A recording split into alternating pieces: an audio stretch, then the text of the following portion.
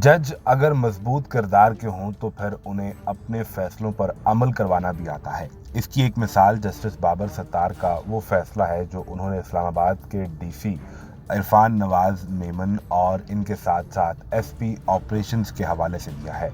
इन दोनों को सजा सुनाई गई और एसएचओ थाना कौसार को भी 3 एमपीओ के ऑर्डर गैर कानूनी तौर पर जारी करने पर सजा सुनाई गई।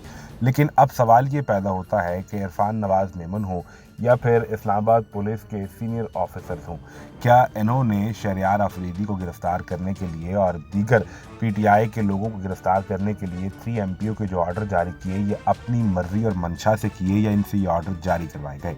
इस हवाले से नजम सेठी का एक बयान सामने आया है। अगर तो जस्टिस बाबर सत्तार के फैसले के मुताबिक सजा हो गई तो फिर सवाल ये पैदा होता है कि जिनके कहने पर इस्लामाबाद के डीसी और एसपी ने 3 एमपीओ के तहत इतनी गिरफ्तारियां की, तो यहाँ एक एग्जाम्पल सेट हो जाएगी और आइंदा कोई भी सरकारी अफसर ये अहकामात मानने से इनकार कर देगा।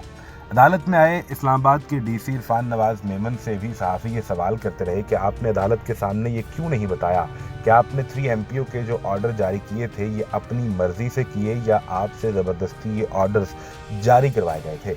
इस पर तो डिप्टी कमिश्नर इस्लामाबाद खामोश रहे। लेकिन अब नजम सेठी ये कहते हैं कि दरअसल ये एक चपकलिश होगी कि एस्टेब्लिशमेंट जस्टिस बाबर सत्तार के इस फैसले पर अमल को रुकवाएगी। इस फैसले को अदालत के अंदर से ही रिवर्स करवाया जाएगा, क्योंकि अगर इस फैसले पर अमल हो गया तो फिर आइंदा कोई भी इन अहकामात को नहीं मानेगा, क्योंकि हर शख्स फिर ये मिसाल देगा कि जब हम पर कड़ा वक्त आता है हम आपकी बात मानकर ये सारे काम कर भी दें, तो जब हम मुश्किल में होते हैं तो हमें बचाने के लिए कोई भी नहीं आता।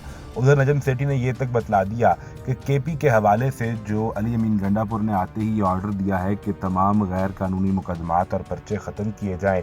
इससे ये वाज़े हो रहा है कि आने वाले दिनों में केपी की हुकूमत दरअसल अडयाला जेल से चलेगी। तमाम तर डायरेक्शन वहीं से ली जाएंगी।